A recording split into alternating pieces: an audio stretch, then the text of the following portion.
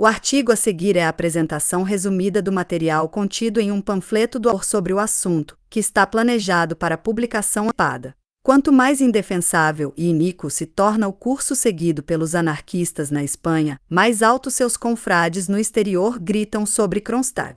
Durante os anos de ascensão revolucionária, os anarquistas, os mencheviques, os SRS e outros, estavam na defensiva. Hoje, o stalinismo forneceu a eles uma cobertura demagógica para uma ofensiva contra os princípios que tornaram outubro possível. Eles procuram comprometer o bolchevismo identificando-o com o stalinismo. Eles tomam Kronstadt como ponto de partida. Seu teorema é o mais elementar: Stalin atira nos trabalhadores apenas porque é a essência do bolchevismo atirar nos trabalhadores. Por exemplo, Kronstadt, Lenin e Stalin são um. QED. Toda arte consiste em distorcer os fatos históricos, exagerar monstruosamente cada questão secundária ou questão em que os bolcheviques possam ter errado, e lançar um véu sobre o levante armado contra o poder soviético e o programa e objetivos do motim. Nossa tarefa é principalmente expor os deturpadores e falsificadores em ação sobre os fatos históricos que lhes servem de base para sua acusação de bolchevismo. Primeiro, quanto ao pano de fundo do motim. Longe de ocorrer em um momento em que o poder soviético estava fora de perigo, como sugerem os adversários ideológicos do bolchevismo, ocorreu no ano de 1921, um ano crucial na vida do Estado operário.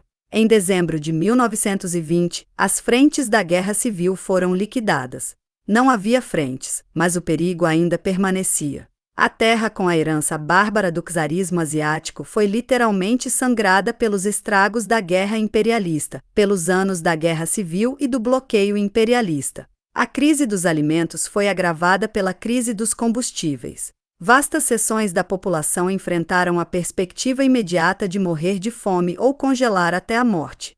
Com a indústria em ruínas, os transportes interrompidos, milhões de homens desmobilizados do exército, as massas à beira da exaustão. Longe de se reconciliarem com a derrota, os guardas brancos e seus aliados imperialistas foram estimulados a uma nova atividade pelas dificuldades objetivas enfrentadas pelos bolcheviques. Fizeram tentativa após tentativa de forçar uma brecha por dentro, contando em grande parte com o apoio da reação pequeno-burguesa contra as dificuldades e privações que acompanham a Revolução Proletária. O episódio mais importante desta série ocorreu no coração da fortaleza revolucionária. Na fortaleza naval de Kronstadt, um motim estourou em 2 de março de 1921.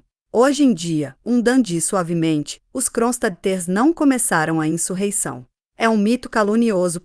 2. Mas em 1921, os SRS rastejaram para fora de suas peles para fazer pouco do levante e tudo o que ele implicava, enquanto os mencheviques tentavam minimizá-lo e explicá-lo como algo realmente sem importância em si mesmo. Os SRS juraram que o caráter pacífico do movimento de Kronstadt estava fora de qualquer dúvida. Se quaisquer medidas insurgentes foram tomadas, foram apenas medidas de autodefesa. Aqui está o que os mencheviques escreveram não no ano de 1937, mas em 1921, quando os eventos ainda eram recentes. O fato de que a ruptura de Kronstadt com o poder soviético assumiu o caráter de um levante armado e terminou em uma tragédia sangrenta é de importância secundária em si, em certa medida acidental.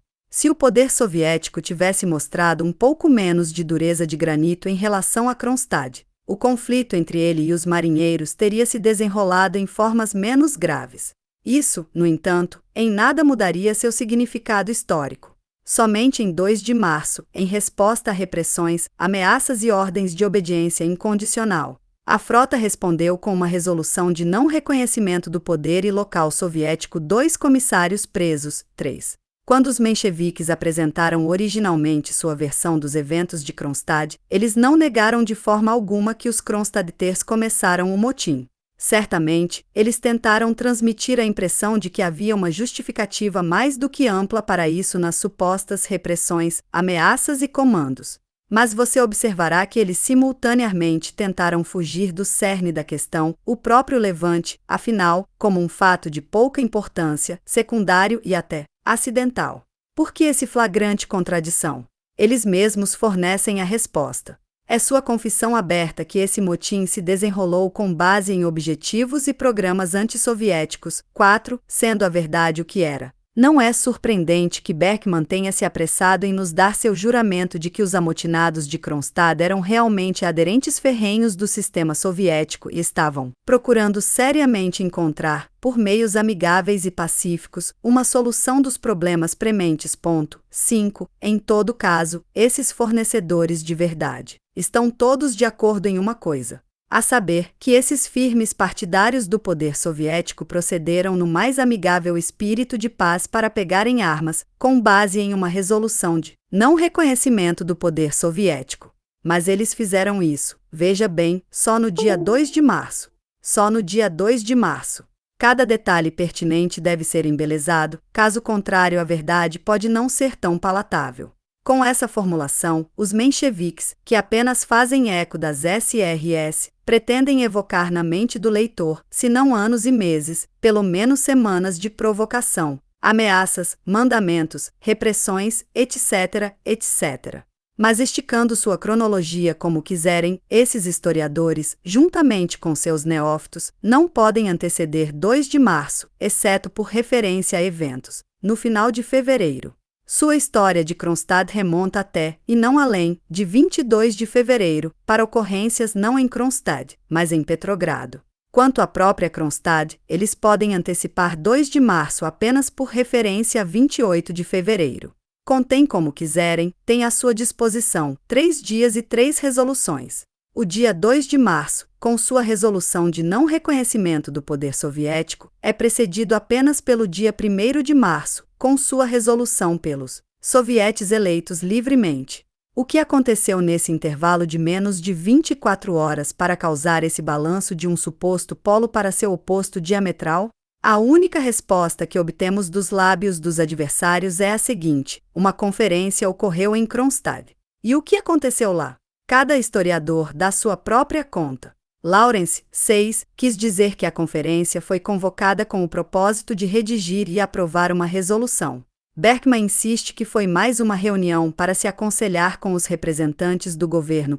7. Os SRS juram que era um corpo eleitoral, reunido com o propósito específico de eleger um novo soviete, embora o mandato do soviete em exercício ainda não tivesse expirado. 8. Para acreditar em Berkman e Lawrence, os Kronstadters foram provocados a um motim pelo discurso de Kuzmin. Nisso eles apenas melhoram os SRS que culpam Kuzmin e Vassiliev. 9. O relato mais completo do discurso de Kuzmin pode ser encontrado em Kronstadt Izvestia, ou seja, o órgão de testemunhas oculares e principais participantes da conferência. Aqui está. Em vez de acalmar a reunião, o camarada Kuzmin irritou-a. Ele falou sobre a posição equívoca de Kronstadt, patrulhas, poder duplo, o perigo ameaçador da Polônia e o fato de que os olhos de toda a Europa estavam sobre nós. Garantiu-nos que tudo estava tranquilo em Petrogrado, sublinhou que ele estava totalmente à mercê dos delegados e que eles tinham o poder de atirar nele se assim o desejassem. Ele concluiu seu discurso com uma declaração de que se os delegados quisessem uma luta armada aberta, ela aconteceria. Os comunistas não renunciariam voluntariamente ao poder e lutariam até a última trincheira. 10. Deixamos para os futuros psicólogos decidir por que os SRS escolheram tratar o conteúdo do discurso de Kuzmin de maneira diferente da de Berkman e por que eles se abstiveram de recorrer às aspas como Berkman e Lawrence fazem ao se referirem à declaração final de Kuzmin. Não podemos aqui abordar em detalhes as gritantes discrepâncias nas várias versões. Basta dizer que quanto mais aprendemos sobre o discurso de Kuzmin, mais agudamente a questão se coloca: quem fez o papel de provocador nesta reunião? Um ponto especial é feito em todos os relatos do fato de que Kuzmin insistiu que Petrogrado estava quieto. Berkman acrescenta: sob a autoridade de quem? E os trabalhadores satisfeitos. Por que isso deveria ter provocado alguém que não estava sendo incitado à provocação? Kuzmin estava dizendo a verdade? Ou Kronstadt Izvestia mentiu quando em sua primeira edição, no dia seguinte, trouxe uma manchete sensacional: insurreição geral em Petrogrado? Além disso, por que o Izvestia continuou mentindo sobre esta e outras supostas insurreições? Por que reimprimiu despachos de Helsingfors para reforçar sua campanha de difamação? Resumindo, veja ponto por ponto a fala de Kuzmin conforme reportagem do Izvestia, ou em qualquer um dos seus supostos resumos, sim, com ou sem as aspas insidiosas de Berkman. E não nos digam se vocês são homens simples, homens e não velhas, etc., etc. Mas se vocês tivessem sido delegados nesta reunião para eleger um novo soviete, teriam então ficado e nomeado um comitê revolucionário provisório?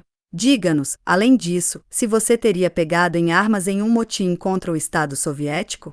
Se não, por que você vende esse lixo SR e procura confundir a vanguarda da classe trabalhadora com relação ao que realmente aconteceu em Kronstadt, e especialmente nesta reunião? Um incidente muito mais ameaçador e elucidativo do que qualquer coisa que Kuzmin possa ou não ter dito ocorreu nesta reunião, que todos os Beckmans desprezam de uma maneira muito reveladora. A conferência entrou em frenesi não por qualquer coisa dita por Kuzmin ou Vassiliev ou Kalinin que não estava presente, mas por uma declaração feita do plenário de que os bolcheviques estavam marchando de armas na mão para atacar a reunião. Foi isso que precipitou a eleição de um comitê revolucionário provisório. Procuramos em vão nos escritos dos historiadores verdadeiros qualquer esclarecimento sobre a origem desses rumores.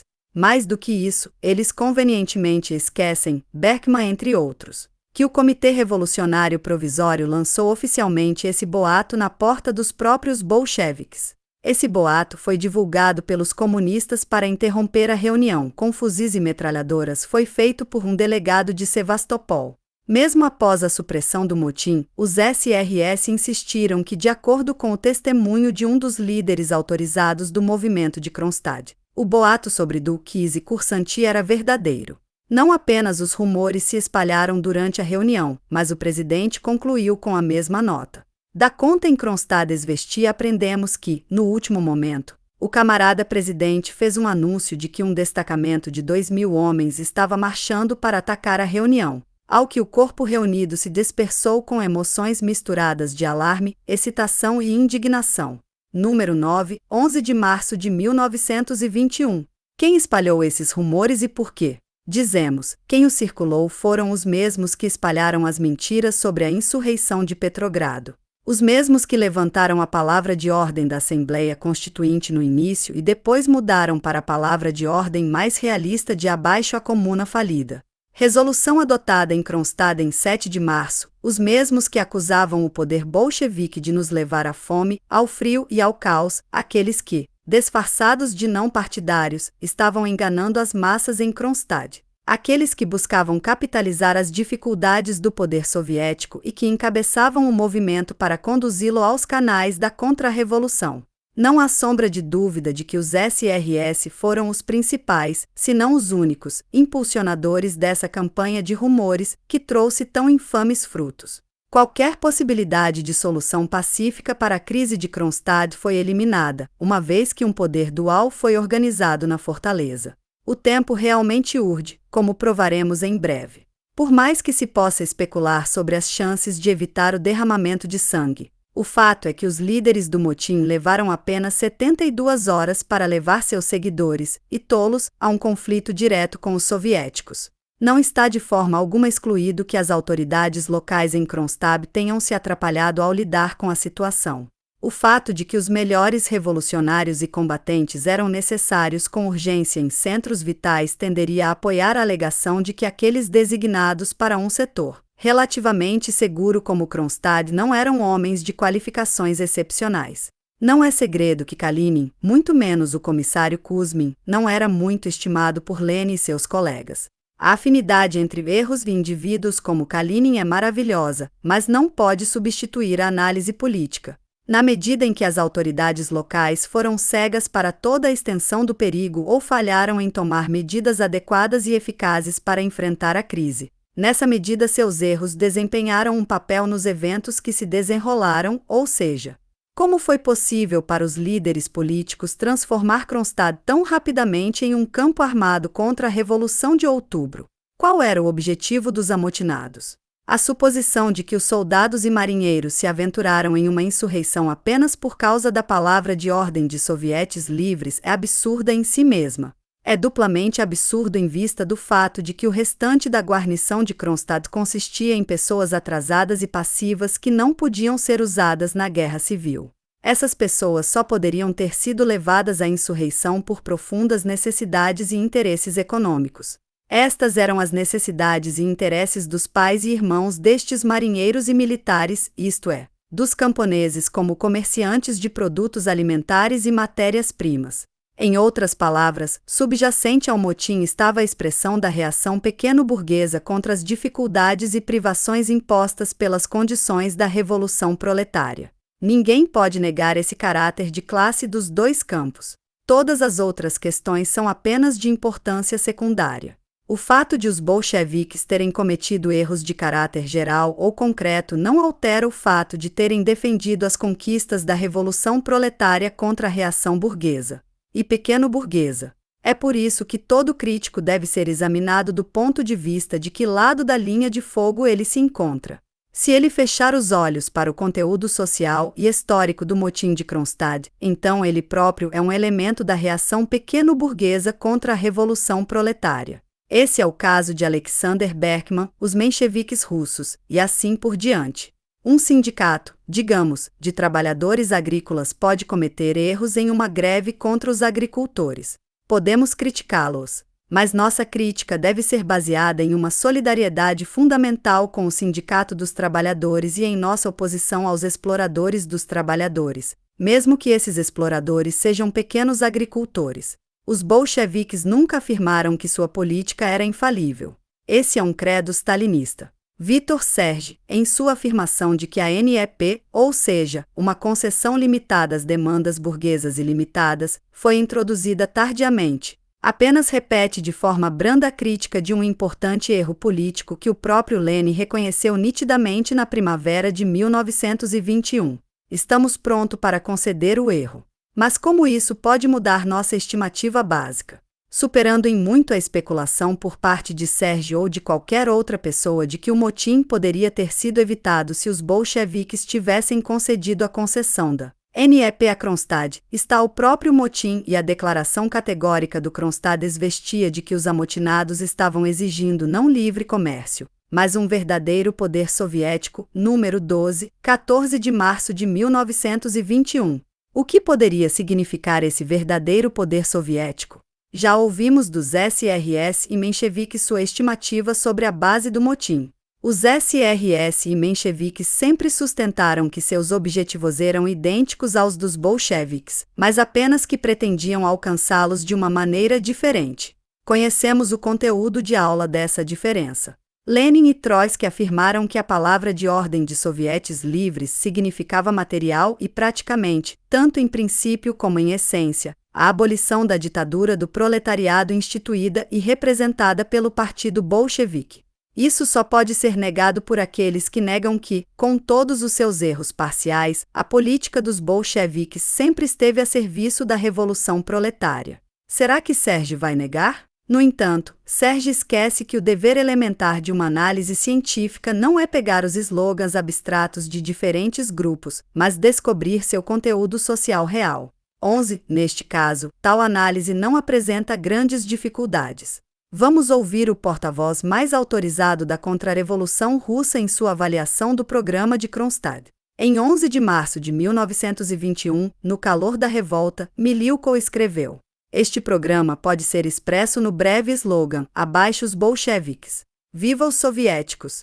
Viva os sovietes!" Atualmente significa muito provavelmente que o poder passará dos bolcheviques para os socialistas moderados, que receberão a maioria nos sovietes. Temos muitas outras razões para não protestar contra o slogan de Kronstadt. É evidente para nós que, deixando de lado uma instalação forçada de poder da direita ou da esquerda, esta sanção do novo poder, JV, que é obviamente temporária, pode ser efetuada apenas através de instituições do tipo dos soviéticos. Só assim a transferência pode ser feita de forma indolor e reconhecida pelo país como um todo. 12.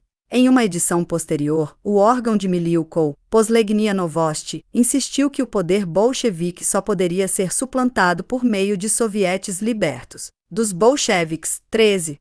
Em sua defesa do motim de Kronstadt, os mencheviques, como firmes partidários da restauração capitalista, mantinham essencialmente o ponto de vista de Miliukov. Junto com estes, os mencheviques defenderam em Kronstadt um passo para a restauração do capitalismo. 14. Nos anos que se seguiram, eles não puderam deixar de favorecer o curso principal de Stalin, aconselhado por Abramovich e outros em 1921, de romper decisivamente com todos os planos aventureiros de espalhar a Revolução Mundial e empreender, em vez disso, a construção do socialismo em um país.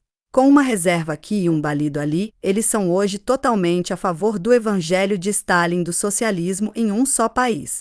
Nisso, como permanecendo fiéis à bandeira levantada pelo motim de Kronstadt, eles apenas permanecem fiéis a si mesmos, como os arqui-apoiadores de toda tendência aberta ou velada em direção à restauração capitalista na Rússia e à estabilização capitalista no resto do mundo. A conexão entre a contra-revolução e Kronstadt pode ser estabelecida não apenas pela boca dos adversários do bolchevismo, mas também com base em fatos irrefutáveis. No início de fevereiro, quando não havia sinais de distúrbios em Petrogrado ou nas proximidades de Kronstadt, a imprensa capitalista no exterior publicou despachos supostamente relacionados a sérios problemas em Kronstadt, dando detalhes sobre um levante na frota e a prisão do comissário do Báltico. 15. Esses despachos, embora falsos na época, se materializaram com incrível precisão algumas semanas depois.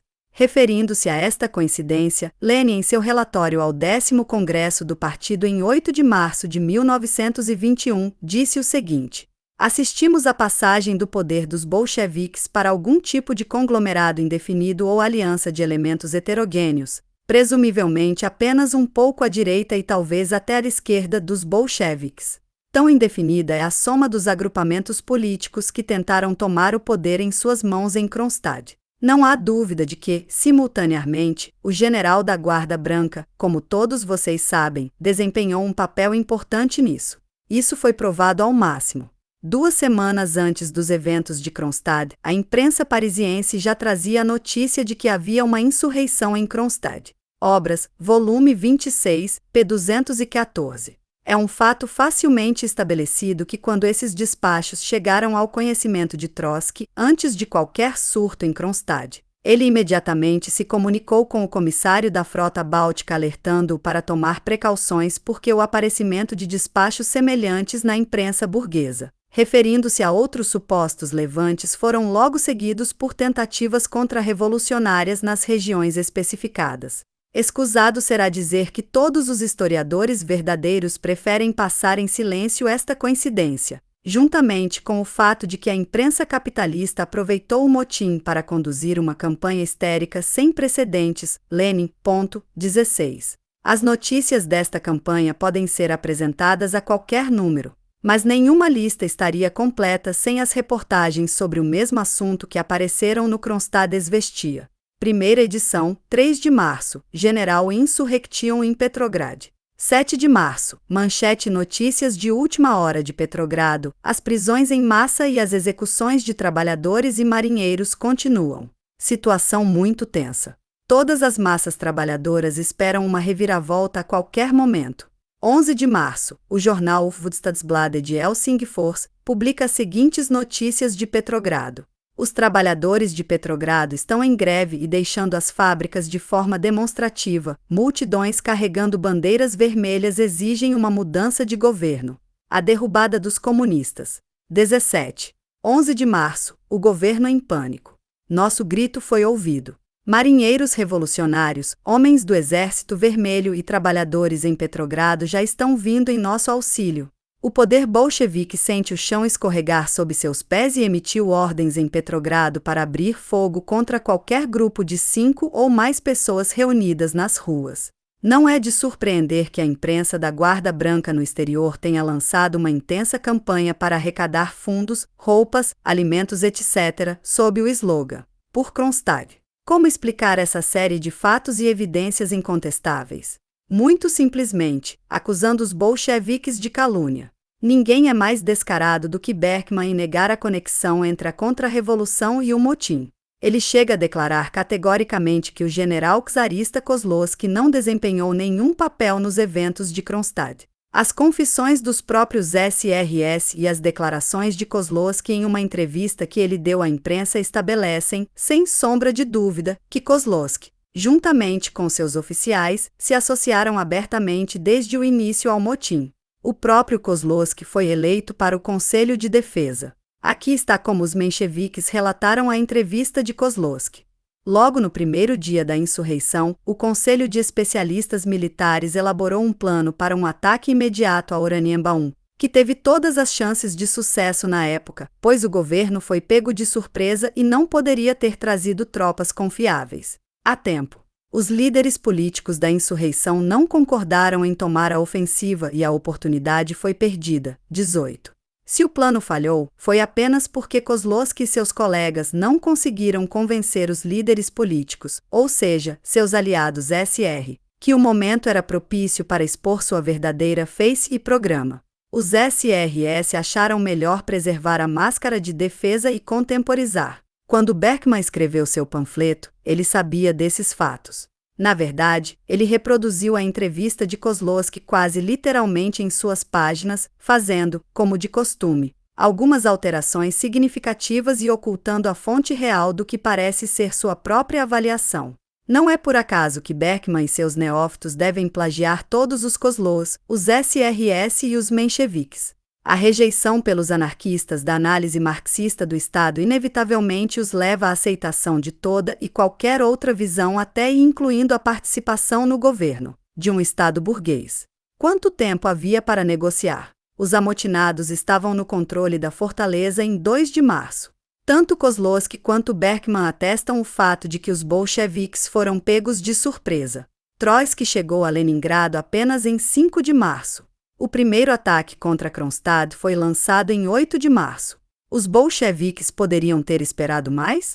Muitos especialistas militares sustentam a opinião de que o fracasso do motim foi em grande parte devido ao fracasso do degelo do gelo. Se as águas tivessem começado a fluir livremente entre Kronstadt e Leningrado, as tropas terrestres não poderiam ter sido usadas pelo governo soviético. Enquanto reforços navais poderiam ter sido enviados aos insurgentes que já controlavam uma fortaleza naval de primeira classe, com navios de guerra, artilharia pesada, metralhadoras etc. à sua disposição.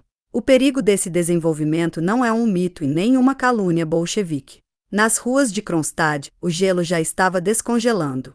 Em 15 de março, 3 dias antes da captura da fortaleza em um assalto heróico no qual participaram 300 delegados do 10º Congresso do Partido, o número 13 do Kronstadt-Izvestia publicou em sua primeira página uma ordem para limpar as ruas em vista do degelo. Se os bolcheviques tivessem contemporizado, eles teriam precipitado uma situação que teria cobrado um preço imensuravelmente maior de vidas e sacrifícios, sem falar em comprometer o próprio destino da Revolução. Quando todos esses historiadores citam os nomes da fortaleza e os nomes dos navios de guerra Petropavlovsk e Sevastopol, os navios que em 1917 haviam sido o principal apoio dos bolcheviques, 19. Eles evitam cuidadosamente mencionar o fato de que o pessoal da fortaleza, bem como dos navios de guerra, não poderia ter permanecido estático ao longo dos anos entre 1917 e 1921. Enquanto a fortaleza e os navios permaneceram quase intactos fisicamente, muita coisa aconteceu com os marinheiros revolucionários no período da Guerra Civil, na qual desempenharam um papel heróico em praticamente todas as esferas.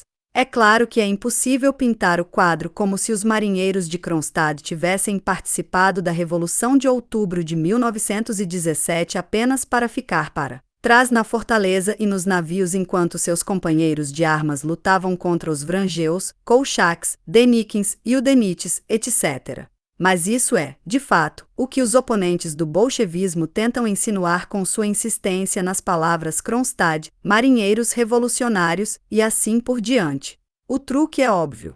A recente resposta de Trotsky a Wendelin Thomas, que pica essa bolha, não poderia deixar de despertar sua ira. Com desprezível hipocrisia, todos eles se levantam em falsa indignação contra a pretensa calúnia de Trotsky sobre a massa. No entanto, ao responder a Thomas, Trotsky apenas reformulou os fatos que trouxe à tona em 1921. Muitos dos marinheiros revolucionários, que desempenharam um papel importante na Revolução de Outubro de 1917, foram, entretanto, transferidos para outras esferas de atividade. Eles foram substituídos em grande parte por elementos do acaso, entre os quais muitos marinheiros letões, estonianos e finlandeses.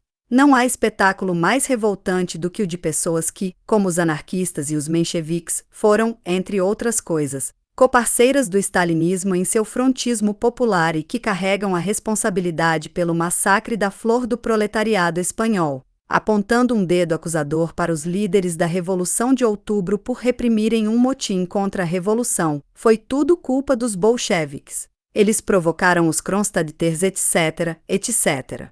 Não há como negar que os SRS e os mencheviques são especialistas, se não autoridades definitivas, em provocação. Nada do que Kerenc e companhia fizeram jamais os provocou, mesmo para justificar o pegarem armas contra o governo provisório. Pelo contrário, os mencheviques foram muito enfáticos em 1917 em suas exigências de que a revolucionária Kronstadt e os bolcheviques em geral fossem contidas. Quanto aos SRS, eles não hesitaram em pegarem armas na luta contra Outubro. O bolchevismo sempre provocou esses senhores que invariavelmente se posicionaram do outro lado das barricadas. Esses são os fatos incontestáveis. Os marinheiros compunham a maior parte das forças insurgentes. A guarnição e a população permaneceram passivas. Pego desprevenido pelo motim, o comando do Exército Vermelho a princípio procurou contemporizar, esperando uma mudança no humor dos insurgentes. O tempo estava pressionando. Quando ficou claro que não havia possibilidade de arrancar a massa cinzenta da liderança dos SRS e seus capangas, Kronstadt foi tomado de assalto. Ao fazer isso, os bolcheviques apenas cumpriram seu dever. Defenderam as conquistas da Revolução contra as tramas da Contra-Revolução. Esse é o único veredicto que a história pode e passará.